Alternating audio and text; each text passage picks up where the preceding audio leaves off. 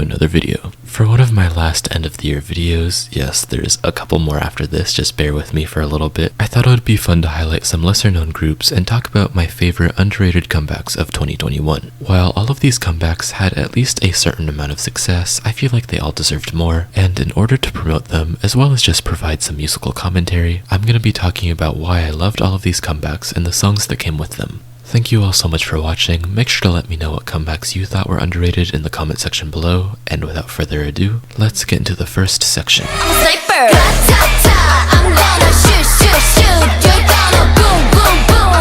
Being quite possibly the most boy group sounding girl group song released this year, Gratata by Hot Issue breaks all the expectations you'd have for the debut song of a new girl group. Where most girl groups have one 10-second long rap section that's shoehorned in the song and breaks up all of the momentum of the music, Gratata's song structure is centered around the rap verses that are up to 30 seconds long, are delivered honestly pretty well, and are backed by this really amazing bouncy instrumental. There are no fixed positions with this group, and you can see that in how they use this sort of roundtable format to deliver their rap. They'll have over half of the members have lines in one verse alone, and while this usually wouldn't affect the quality of the song, especially if you're just listening and not watching a stage or something like that, there are so many different and colorful vocal tones within this group, and each member's placement within the song feels very intentional, with the deep-voiced member starting off one of the rap verses and then transitioning to the high-pitched member to have a little bit of a contrast there. And there's also this member who I think is fluent in English, who has this really nice flow to deliver all of the English parts within the song.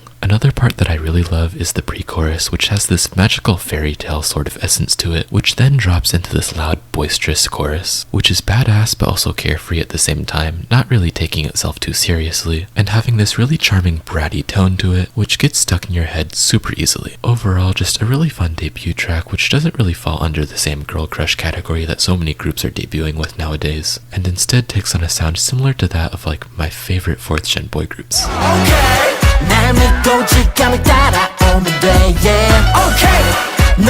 Going off instrumentals alone, 5K by Jin Hyuk would probably be my favorite comeback of the year. Centering around this really fun and playful ragtime piano hook, 5K amplifies the strength in that it's really freaking catchy. Repeating the line na na na na na, okay okay okay, more times than I can count. The goal of this song is to get stuck in your head, and even if you just listen to it once, I don't think it's possible for that not to happen. There's this really interesting bass guitar riff that plays throughout the entirety of the music, and the main reason that it's so interesting is that it contrasts so heavily from the rest of the instrumental. One of the main percussion lines is this really quirky clap sample, and there's also this really fun big band sound that's introduced in the pre-chorus through the use of trumpets. So all of the instrumental is very upbeat and fun, besides this low-pitched bass guitar, which sounds like it'd fit more in the rock genre. But what I think its purpose is that it provides some stability to the absolute chaos that is the rest of the music. The ragtime piano has so much personality and character that kind of gets stabilized by this constant grounding bass guitar. And overall, it makes 5K a very balanced track that's really chaotic and charming, but at the same time, very easy to understand and catchy.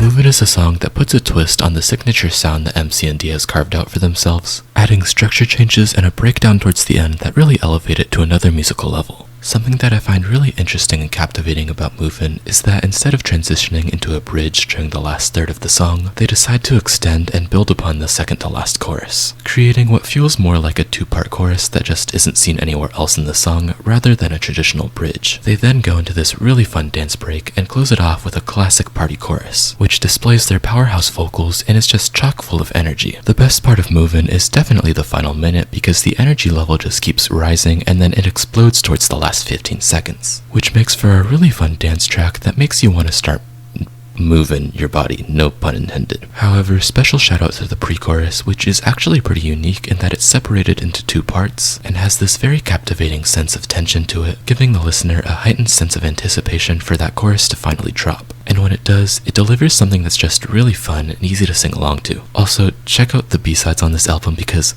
Cat Waltz, I do not need to say anything else.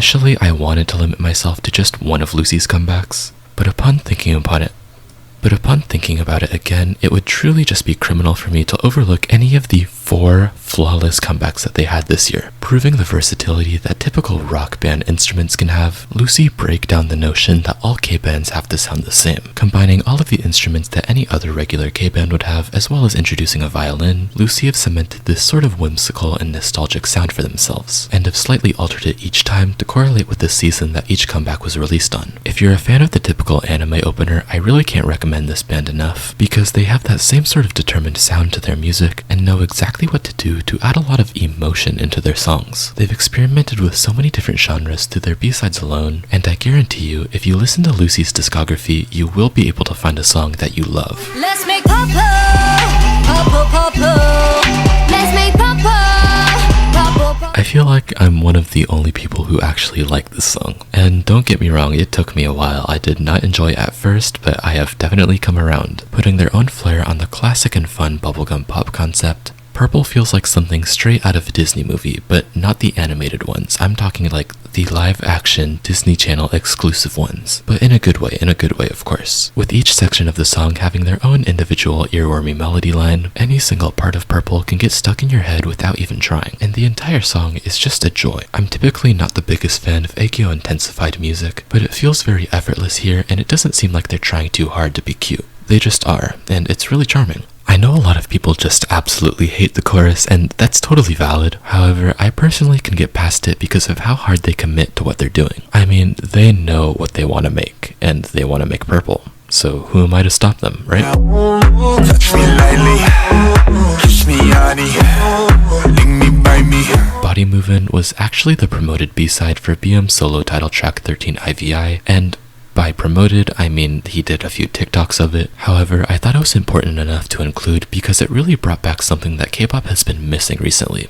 The sexy concept. Combining the sensual club kid instrumental with his really alluring vocals, even without a music video, you know exactly the intentions that BM had creating this song. Body Movin' also doesn't really feel like a K-pop song. It feels like something that you would find in the discography of a Western artist. The most prominent one that comes to mind is Dua Lipa, or maybe Charli XCX, or even Britney Spears. Really having an emphasis on the vocal delivery of the lines, and I mean they're executed really well. He plays with a lot of different rhythms and vocal tones, which adds a lot of dynamic into this otherwise simple track, and I really feel like it's the work of BM himself versus any of the producers or musical composers that make this song so great. And that concludes this video. I definitely left out a few that could have been in here, but I wanted to narrow it down to a shorter list in order to really highlight my absolute favorites of the year. If you think there's something that I missed, leave it down in the comment section below. I'd love to hear what you think the most underrated comebacks of 2021 are. And if you enjoyed the video, consider leaving a like, and if you want to see more from me, consider turning on the notification bell and subscribing. I have a few more end of the year videos planned, so make sure to stay tuned for those. And once again, thank you all so much for 5K subscribers. Thank you again so much for watching, and I'll see you next time.